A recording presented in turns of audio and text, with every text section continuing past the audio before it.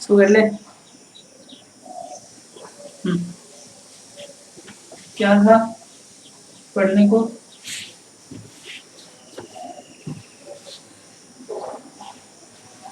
Integration.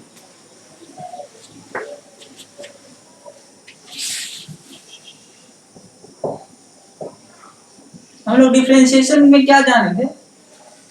छोटे से छोटे वैल्यू का मतलब डिफरेंशिएशन मतलब था तोड़ना, हाँ, तो फंक्शंस को तोड़ना, और इंटीग्रेशन मतलब होता है जस्ट उसका उल्टा, इनवर्स प्रोसेस ऑफ डिफरेंशिएशन, यानी कि जो उस टूटे हुए चीजों को, टूटे हुए दिल को जोड़ना।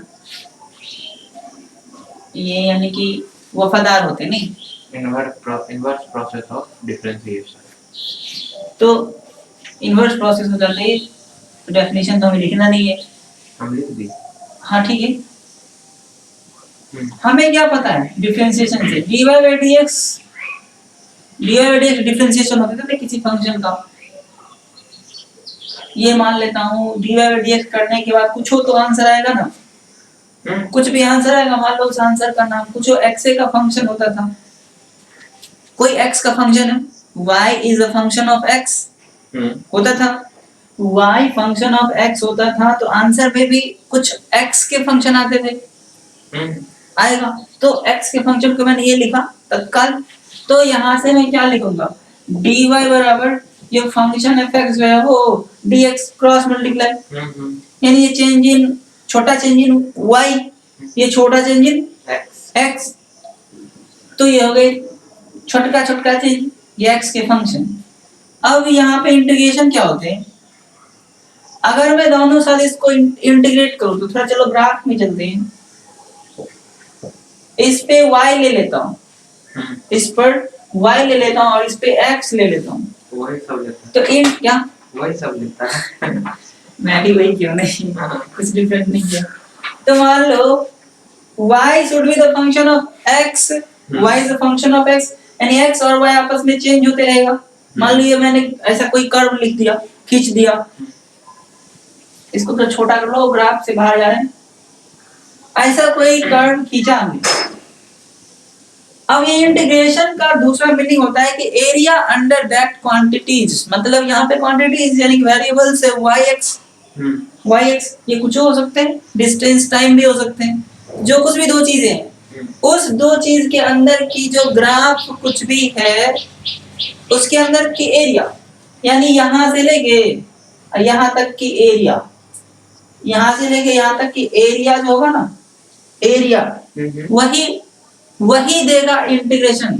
इंटीग्रेशन जब करेंगे तो ये जो ग्राफ थी यहाँ से लेके यहाँ तक, उस ग्राफ का नीचे वाली एक्सिस के साथ एरिया, उस ग्राफ का नीचे वाली एक्सिस के साथ एरिया। ये तो बड़ा लफड़े वाली एरिया है, तो ऐसा कोई फिगर कभी देखी ही नहीं है, ना तो ट्रायंगल, ना तो ट्रेपेजियम, स्क्वायर, रेक्टेंगल, कुछ और फिगर नहीं है, तो टेढ़ा वाला फिगर है। ऐसे कर्व वाले फिगर का तो कोई एरिया आज तक पढ़े नहीं है। जब भी ऐसे फिगर आ जाए तो उसकी एरिया कैसे निकालो? अब मान लो यहाँ पे कुछ हो तो x होगा ना जी, यहाँ पे भी कुछ हो तो x होगा, x1 x2 होगा, तो यहाँ से यहाँ तक इस ग्राफ की एरिया निकालना है, वो एरिया इंटीग्रेशन देगा, वो दो क्वांटिटीज के बीच एरिया। अब मान लो छोटा सा वो यहाँ पे कट मार लेता हूँ, छोटा सा मान लो ऐसा कोई पेपर है, इसी सेम टू सेम साइज का पेपर है, एकदम बहुत पतला सा पेपर काटा यहाँ से, बहुत पतला सा, अब बहुत पतला सा काटा है, तो इसकी कुछ हो तो लेंथ होगा ना, रेक्टेंगल की तरह होगा, बिल्कुल सही। तो लेंथ तो कुछ होगा, लेंथ मान लेता हूँ y है, ये y एक्सिस की तरफ लेंथ है ना, और इसकी जो ब्रेड्थ है ये कुछ छोटा सा x होगा, एकदम छोटा सा। लेंथ तो दिख ही हो रहा है कि थोड़ा बड़ा है, क्योंकि यहाँ से यहाँ तक जो है उससे थोड़ा बड़ा है, तो वो तो दिख रहा है।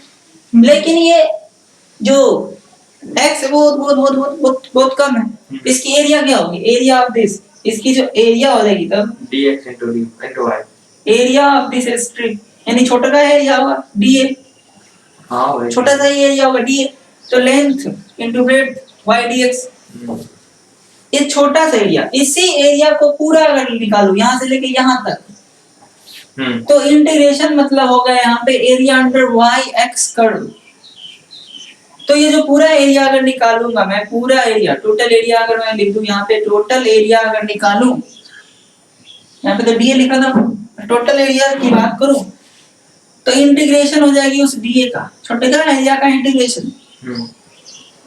और इंटीग्रेशन यानी कि ये वेरिएबल यहाँ पे कौन चल रही है भाई, वेरिएबल तो हमें पता है कि जिसके साथ डी लगे होते हैं वो वेरिएबल होते हैं, जिसके साथ डी लगा होता है उसे वेरिएबल मानते हैं यहाँ पर। जैसे कि वहां पे डिफरेंशिएशन में जो नीचे में है ना, उस वो हमारे वेरिएबल फंक्शन है, यानी कि जो नीचे में होता था वही हम वेरिएबल मानते थे, उसी का सब कुछ करते थे, बाकी चीजों को कांस्टेंट मानते थे एक्स को छोड़ के। तो यही dx तो वहां गया है ना क्रॉस मल्टीप्लाई में, तो d के बाद जो फंक्शन होगा ना वही हमारा वेरिएबल होगा, उसी पे फॉर्मूले लगाएंगे जो डिफरेंशिएशन में जैसा जैसा करते थे वैसा ही कुछ फंक्शन फॉर्मूले x के लिए ही करेंगे, बाकी चीजों को कांस्टेंट मानेंगे। तो यहाँ पे वेरिएबल तो x है, x है कहां से कहां तक, x1 से x2 तक। तो जब पूरा एरिया निकालूंगा मतलब इंटीग्रेशन, टोटल एरिया मतलब पूरा इंटीग्रेशन, मतलब इसको किया तो y dx को भी करूंगा, y dx को भी करूंगा। अब यहाँ पे वेरिएबल कौन है, वेरिएबल यहाँ पे x है, यहाँ पे वेरिएबल x है, और वो वेरिएबल यहाँ पे लिखनी पड़ेगी कहां से कहां तक। अगर ये दिया हुआ है कहां से कहां तक, क्या समझ में नहीं आया, एग्जांपल लेंगे ना तो समझ आ जाएगा। ये एरिया इंटीग्रेट करेंगे तो टोटल एरिया यहाँ से यहाँ तक आएगी भाई, ये जो इसके बाद ठीक है भाई, यहाँ से यहाँ तक फिगर है इसीलिए ना यहाँ से यहाँ तक कह रहा हूँ, लेकिन इसमें इस लैंग्वेज में तो पता नहीं चल रहा है, अगर ये x1 x2 ना लिखूं तो नहीं पता चल रहा कि भाई कहाँ से कहाँ तक x है, ये जोड़ जोड़ है कहाँ से कहाँ तक, तो लिखनी पड़ेगी x1 से x2 तक जोड़ना है। तो ये हो गया हमारी इंटीग्रेशन। अब डिफरेंट डिफरेंट फंक्शंस के डिफरेंट डिफरेंट फॉर्मूले होते हैं, मीनिंग तो इतनी ही है कि जो कोई भी वो दो चीजें हैं, उन दो चीजों के बीच जो ग्राफ है उसकी पूरा एरिया, और वो कब यूज होगा, एरिया के लिए हमारे पास बहुत सारे फिगर्स के फॉर्मूले भी है, जो फिगर एकदम फॉर्मूले है जो फिगर के, उसके लिए तो कोई दिक्कत नहीं है, लेकिन जिस फिगर का टेढ़ा मेढ़ा फिगर होगा तब तो उसका कोई फिगर है, मतलब कोई फॉर्मूले नहीं है। वैसे केस में छोटा सा एरिया कहीं पे भी निकाल लेते हैं y और x से रिलेटेड, और उसको जोड़ देते हैं जहां से जहां तक x है, तो वो पूरा एरिया आ जाता है। सही माना, टेढ़ा मेढ़ा फिगर है तो क्या बोले, कर्व फिगर है तब इंटीग्रेशन आती है, बाकी सीधा अगर ट्रायंगल है, रेक्टेंगल है, स्क्वायर है, तो उन सब चीजों के तो डायरेक्ट ही आता है। लेकिन अगर टेढ़ा मेढ़ा होगा तो क्या बोले सर, टेढ़े मेढ़े है तब के लिए ये इंटीग्रेशन को बुलाना पड़ता है, क्योंकि उसके लिए तो एक छोटा सा पीस लेते हैं, हाँ छोटा सा पीस यानी स्ट्रिंग की एरिया निकाल लेते हैं, फिर जोड़ देते हैं। जोड़ना कहां से कहां तक है, तो x जहां से शुरू होगी जहां पे खत्म होगी वहां से वहां तक, तो ये हो गई, समझ में आ रही। अगर मैं यहां से देखा जाए, ये तो हम इतना समझे हैं उस फिगर के हिसाब से, ये पुरानी बातों को याद करें थे, dy दिशा है ना, dy दिशा है यहाँ से, अगर मैं यहाँ से निकालूं पूरा dy का इंटीग्रेशन, यहाँ से निकालूं तो इधर भी करना पड़ेगा f x dx, अब जो जहां से जहां तक हो x, यानी कि जो आंसर आया था डिफरेंशिएशन में इस वाली बातों को जाया, क्योंकि ये पीछे पड़े थे, क्रॉस मल्टीप्लाई किए, dA का इंटीग्रेशन टोटल एरिया मतलब dA का इंटीग्रेशन यानी कि टोटल y, यानी कि टोटल y मतलब कि वो क्वेश्चन जो था, इसको इंटीग्रेट करूंगा तो आएगा टोटल y, तो जो आंसर आया था डिफरेंशिएशन में उसका फिर से इंटीग्रेशन कर दूं तो आ जाएगा फिर से क्वेश्चन। दिखाएंगे मतलब एग्जांपल लेके, देखो क्वेश्चन का आंसर, फिर आंसर से क्वेश्चन आती है सच में। अभी तो थोड़ा लिख रहे हैं तो कम समझ में आएगा, एग्जांपल लेंगे तो ज्यादा समझ आएगा। पहले नोट कर लो इसको,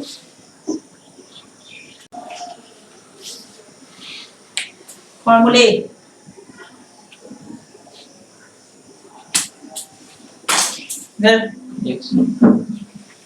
जैसे पहले बोला ना x का पावर है, x का पावर n, इंटीग्रेशन की सिंबल होते हैं इधर, ये सांप के जो होते हैं ना, ये सांप के सिंबल है, इंटीग्रेशन के सिंबल है, ये लगा देना मतलब इंटीग्रेट कर रहे मतलब समेशन जोड़ निकालने।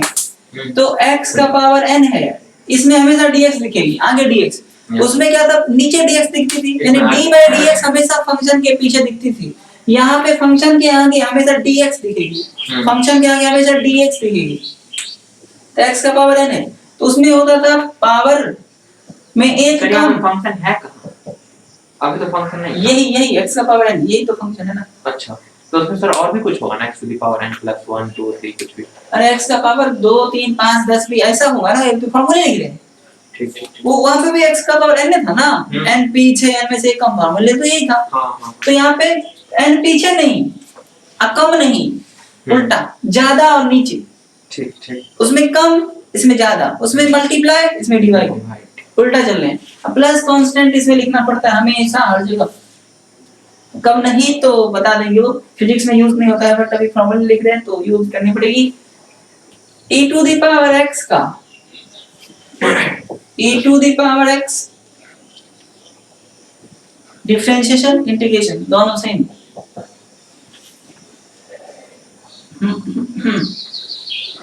अगर कांस्टेंट हो, सी क्या है कांस्टेंट, dx कांस्टेंट पीछे आ जाती है, dx का x हो जाती है, dx का x लिख देता हूं मैं, पहले वही लिख दो। अगर अकेला dx है, अगर अकेला dx है तो उसका x प्लस c तो लिखना ही पड़ेगा। अगर कांस्टेंट है और dx है तो c बाहर, इसमें भी dx का x प्लस ये कांस्टेंट, तो दो सी आ जाएगा। नहीं, यहाँ पे c नोट कर देता हूँ, ये कोई दूसरा कांस्टेंट है c note x plus c, ये भी 2 4 5 10, ये भी ऐसा ही कुछ नंबर्स होगा। अब sin थीटा वाले log x अब आगे log x का dx भी लिखनी पड़ेगी, log x dx x log x minus x plus constant, x log x एक साथ है, माइनस x प्लस कांस्टेंट, ये हो गया। अब sin x का integration of sin x, dx छूट गया भाई। sin x किसका डिफरेंशिएशन था, cos x का ना। हाँ। वो भी माइनस में, cos x का माइनस sin x, तो भाई माइनस तो लगा नहीं है तो कोई बात नहीं, उधर चला जाएगा। cos x का था आंसर में cos x अब प्लस c, cos x का माइनस sin x लिखा सर। माइनस sin x था ना। हाँ, cos x का था। cos x का माइनस sin x, तो माइनस उधर है नहीं, उधर लेना पड़ेगा, या तो इधर माइनस लो या तो उधर लो, कहीं ना कहीं तो लेना पड़ेगा। प्लस c, फिर cos x का किसका था, ये sin x का ना, तो sin x tan x, tan x का log sec x, log sec x plus c का हमेशा cot x, जितनी जरूरी है उतनी लिखें, cot x का log sin x, log sin x plus c, समझ में आ रही। अब बाकी जो कुछ भी डिफरेंशिएशन थे sin cos tan के, जितने भी डिफरेंशिएशन का आंसर था ना उसको उल्टा करो, वो चीजों की इंटीग्रेशन करो ना, आंसर का इंटीग्रेशन फॉर्मूले, तो वो आ जाएगी इंटीग्रेशन के फॉर्मूले। तो जैसे sec x का क्या था, sec x into tan x। हाँ, sec x का था, आंसर लिखो यहाँ पे sec x into tan x, sec x का sec x into tan x dx, तो आंसर में क्या होगा sec x plus c, क्योंकि sec x का ही डिफरेंशिएशन था sec x into tan x। cot x का सर cot x का minus cos x cot x, तो माइनस cosec स्क्वायर x का cot x, तो इस तरीके से उल्टा चलते रहेंगे यहाँ पे। सर cot x, अच्छा cot x का माइनस cosec स्क्वायर x, तो ये माइनस को इधर लो या उधर लो, जिधर लेना है लो, उधर ही लो, कहीं ना कहीं तो लेना पड़ेगा। हाँ, तो cot x का होता है minus cos x square x, तो माइनस इधर नहीं तो उधर ले लो, इधर नहीं तो उधर ले लो, कहीं ना कहीं तो लेना पड़ेगा। तो ये डिफरेंस ए फॉर्मूले नोट कर दो पहले इतना, 1/x का लिख लो, log x का 1/x, तो 1/x dx, इंटीग्रेशन की सिंबल नहीं दोगे तो गलत, तो हो जाएगा log x प्लस कांस्टेंट, सब जगह सी क्या था? कांस्टेंट। कांस्टेंट था, और हर जगह लिखना पड़ेगा। लिख दिए।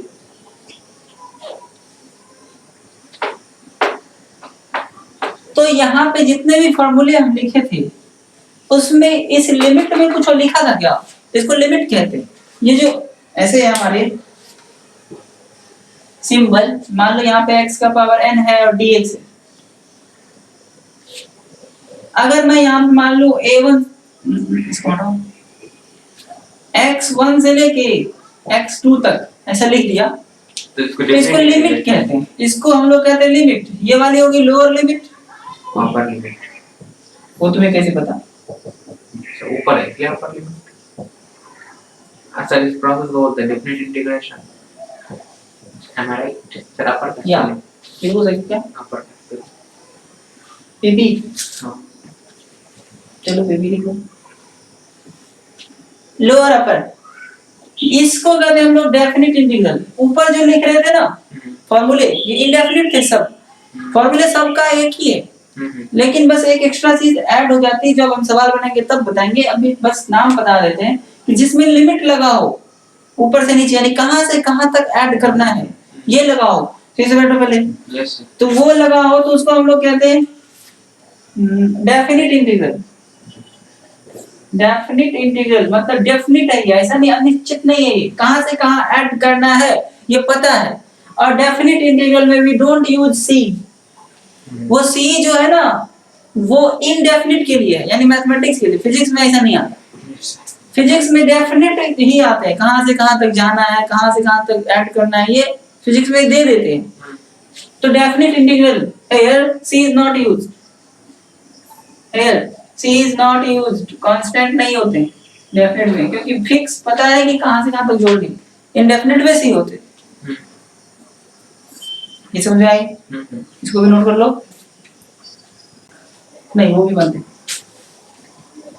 एग्जाम्पल लेते हैं।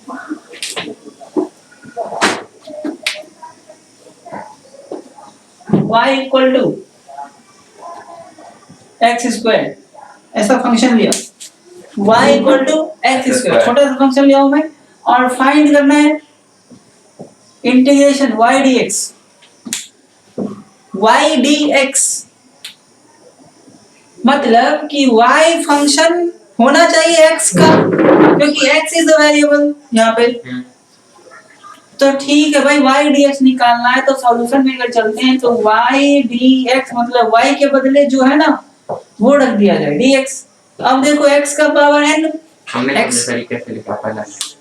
y dx पूछ रहा है, y dx लिखा, y तो दिया x स्क्वायर। हाँ, y should be the function of this, y should be the function of this। तो दिया हुआ है सच में x स्क्वायर के फंक्शन है, x के फंक्शन है, तो y के बदले रख दिया हमने। इतना ही क्यों? यहाँ तक क्लियर है? x का पावर n वाला फॉर्मूला आया कि नहीं? x का पावर कोई नंबर आया कि नहीं? लिखना नहीं, x का पावर कोई नंबर आया कि नहीं? नहीं, x का पावर कोई नंबर नहीं है। x का पावर कोई लिखने पे ध्यान इसलिए ये हालत हो रही है। x का पावर कोई नंबर है कि नहीं? हाँ है। x का पावर n वाला फॉर्मूला लगेगा कि नहीं? हाँ लगेगा। तो x का पावर n+1 यानी x का पावर 2+1 बाय वही चीज, x का पावर 2+1 बाय वही चीज, यानी कि पावर में जो भी है वो प्लस कांस्टेंट लूं कि ना लूं, क्योंकि लिमिट तो है नहीं, लिमिट तो है नहीं। तो x का पावर 3/3 प्लस कांस्टेंट। आंसर समझ आया? अभी भी रुको। अब मैंने कहा था कि भाई आंसर जो भी होगी, चाहे तो डिफरेंशिएशन के आंसर को इंटीग्रेट करूं या तो इंटीग्रेशन के आंसर को डिफरेंशिएट करूं, इस आंसर को डिफरेंशिएट करूं तो क्वेश्चन आना चाहिए। Yes sir. किसी एक के भी आंसर को दूसरा वाला अप्लाई करूं तो बनती है। तो नाउ ये मतलब मैं यहाँ पे इस सवाल में, ये मैं दूसरे सवाल में तो इसकी चेकिंग कर रहा हूँ। d/dx करना है, d/dx करना है, इस आंसर को ना d/dx of x cube by 3 plus constant. Sir इसको मेरे वाले तरीके से कीजिएगा। तुम्हारे वाले तरीके कौन से हैं? सर 3 पहले 3 लिखेंगे। तुम्हारे वाले तरीके क्या? तुम कौन से अपना गलत तरीका लगा लोगे तो क्या उसका मतलब होगा? सर आप ही बोले तो हाँ बोलो ना, तुम्हारा वाला तरीका सुनना। 1/3 बाहर, नहीं 1/3 नहीं, सीधा 3 बाहर और x to the power 2 by 3 बाहर, कौन सी 3 है? ये 1 नीचे जो 3 था वो मैं बोल रहा हूँ। अब इससे बाहर कर रहे हैं, बात तो बराबर ही है वैसे। तो कौन, तुम तो बोला ही नहीं उसको, तुम तो बोला 3 ऐसा बोलो तो 3 x to the power 2 by में 3। अरे बाबा, तो पहले उसमें तुम गलती कर दोगे, पहले कांस्टेंट को निकाल ही लो ना, तब वैसा अगर करते हो तो तुम गलत कर दोगे, क्योंकि जैसे ही तुम ऐसा सोचते हो कि तुम उस 3 का भी पावर कर देते हो। नहीं करेंगे ना, नहीं करोगे ना, लेकिन करोगे।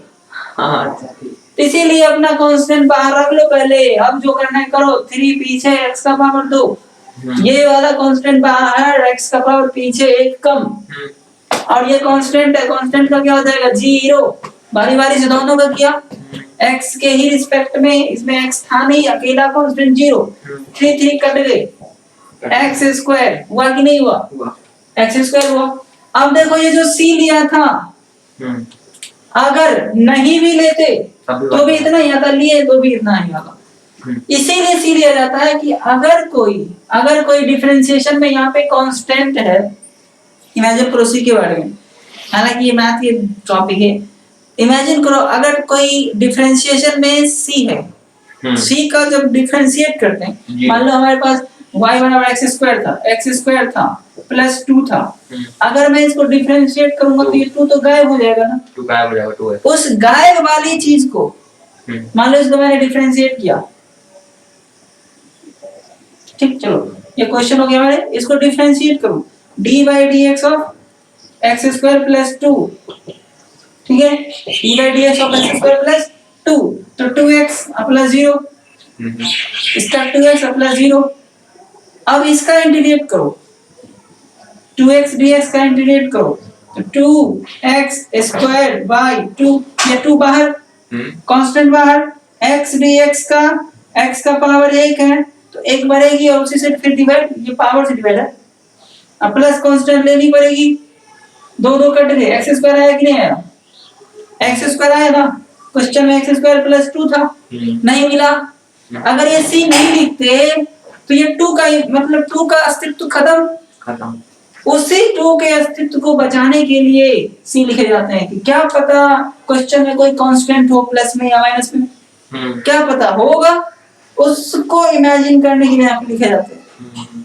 हालांकि ये हो भी सकता है, नहीं भी हो सकता है, लेकिन जब होगा तब तो गलत हो गया नहीं, इसीलिए सी लिए जाते हैं कि जब डिफरेंशिएशन करते हैं तो वो तो कांस्टेंट गायब हो गया, फिर से इंटीग्रेट करेंगे तो सी लिख लेते हैं कि वो गायब वाली चीज इसमें आ जाए, वरना उसके अस्तित्व खत्म, उसके खानदान खत्म हो जाएंगे ना, फिर उस खानदान को बचाने के लिए ये क्या कहते हैं उसको, वारिस, ये वारिस है।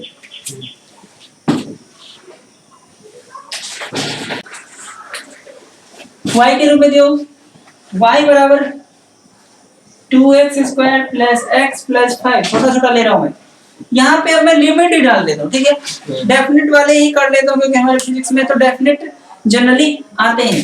तो फाइंड करना है, देख लो, फाइंड y dx, भाई इंटीग्रेशन की बात आ गई, इसका मतलब y के बदले ये रख दूंगा dx, कहां से कहां, वेयर x बराबर 1 से x बराबर 2, कहां से कहां तक, x बराबर 1 से लेके x बराबर 2 तक, कैसे 1 से 2 तक कैसे, x बराबर 1 से लेके x बराबर 2 तक, यानी कि लिमिट कैसे 1 से लेके 2 तक, अच्छा यानी नीचे वाला लिमिट 1, ऊपर वाला लिमिट 2। हां, अब उसको यूज कैसे करते हैं वो तो अब समझाएंगे, मुझे लिमिट बस पता है थे, तो देख लो, पेन रोक लो, सॉल्यूशन में चलते हैं। हमें क्या करना है, y dx निकालना है, इसका मतलब इंटीग्रेशन y dx, y के बदले है क्या क्वेश्चन में दिया रहेगा, या तो डायरेक्ट इसको हटा के ऐसे ds लगा देगा, इसको हटा के ऐसे ds लगा देगा, या तो डायरेक्ट, यानी तो y दे देगा, नीचे ऐसे लिखेगा, समझो ना, y के बदले ये आ गया dx, तो जो कुछ भी y dx, समझ आए, y dx, y के बदले क्या था, 2x स्क्वायर और 2x स्क्वायर, आज सही है ना, हां सर, ज्यादा खा लिया है। इसमें x कहां से कहां तक, 1 से 2 तक, नहीं लिखोगे तो गलत, लिखनी पड़ेगी भाई, यहाँ पे जो dx होते हैं वो यही बताते हैं कि यहाँ पे अगर लिमिट है यानी जोड़ना कहाँ से कहाँ तक, ये अगर है तो दे दो, नहीं तो छोड़ो। चलो भाई बारी बारी से करेंगे, तो रूल बना के लिखने से कॉपी बढ़ेगी। वैसे भी पता है हमको कि डिफरेंशिएशन में भी प्लस माइनस वाला को बारी बारी से करते थे, यहाँ पे भी बिना कहे भी समझ में आ जाएगा कि सभी को बारी बारी से करें, प्लस हो या माइनस हो। तो पहले किसका कर लूं, 2x² dx, कहाँ से कहाँ 1 से 2, फिर प्लस है तो प्लस, माइनस होता है तो माइनस, फिर क्या है x dx, सभी को dx देना है।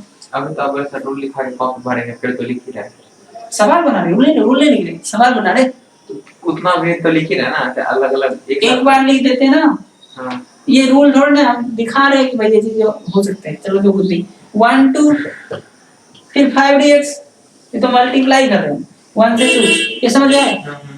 बारी बारी से कर ये वो तीन तीन सवाल हो गया, ये 2x², 2 तो रहेगा ही ना। हाँ 2 तो कांस्टेंट बाहर, पावर में 1 बढ़ा दो और उसी पावर से डिवाइड कर दो और स्क्वायर ब्रैकेट ले लो और लिमिट में 1 से 2 यहां डाल दो। c नहीं लिखना है, जब डेफिनिट आ गई तो c नहीं लिखना है। तब गाइड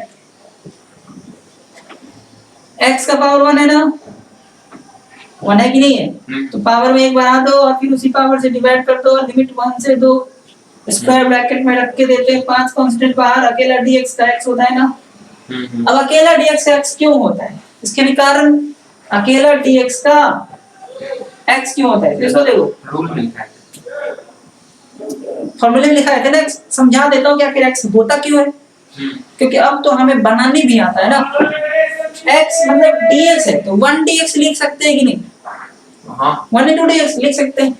1 मतलब x का पावर 0, x का पावर 0 मतलब x का power 0 plus 1 by 0 plus 1 plus constant नहीं है लिमिट तो उसी लिखना पड़ेगा, यानी x by 1 plus c। x का पावर 0 था, जब एक बढ़ाएंगे तो एक x तो आ ही जाएगा ना, इसीलिए होते हो dx x।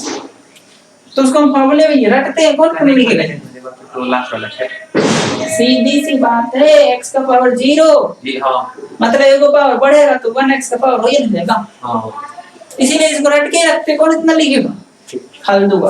अगर इस पीछे में कोई कांस्टेंट लगा होता तो वो बाहर आ जाते हैं।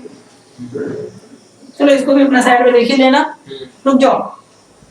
तो 5 dx, इसकी भी लिमिट डालू कि नहीं डालू, नहीं डालू, डालू ना 1 से 2, ये कांस्टेंट सबको बाहर कर सकते हैं, कांस्टेंट सबको बाहर कर लो, उसकी कोई लिमिट का काम नहीं करता है, अंदर रखो बाहर रखो बाहर बराबर।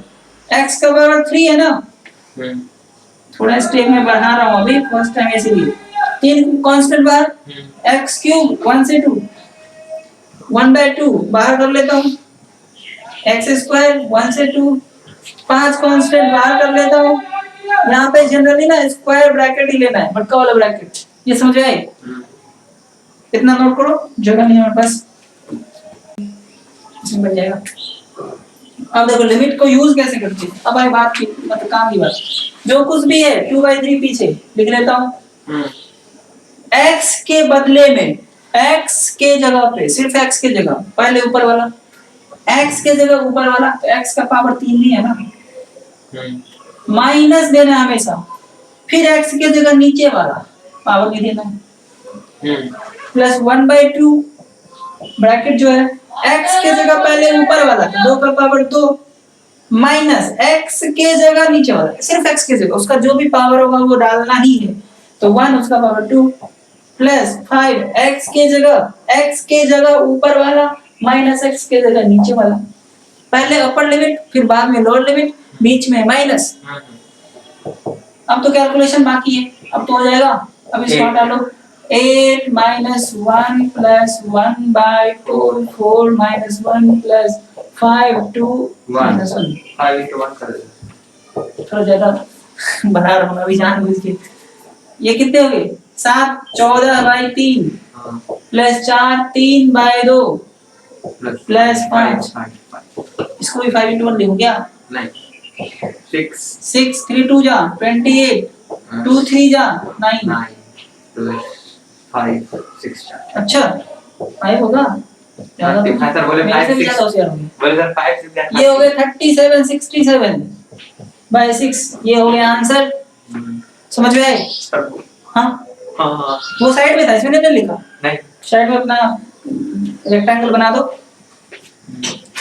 लेकिन सर संडे को एक्स्ट्रा क्लास है। ठीक है। इधर होमवर्क डेफिनेटली ऐसे लिखता हूँ direct, x square plus 2 dx है, समझ जाओगे ना। y के बदले ये y dx। कहाँ से कहाँ तक, 1 से लेके 3 तक। दूसरा sin x dx, कहाँ से कहाँ, पाई बाई 3 से लेके पाई बाई 2 तक, यानी 60 डिग्री से लेके 90 डिग्री तक। एक्स्ट्रा देता हूँ ना तो सेम टू सेम देंगे तो तुम कॉपी कैट कर लोगे। अब मान लो e to the power x dx, 5 e to the power x है, 5 e to the power x dx। तो उसमें दे देता हूँ 1 से 2 तक। फिर फोर्थ में x cube by 3 plus x square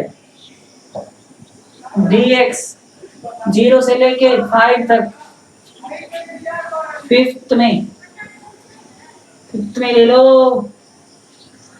cos x dx, 6 cos x dx 0 से लेके पाई बाई 2 तक। समझ आ रहे? नहीं, बना के लाना है, नहीं आ रहे तो भी।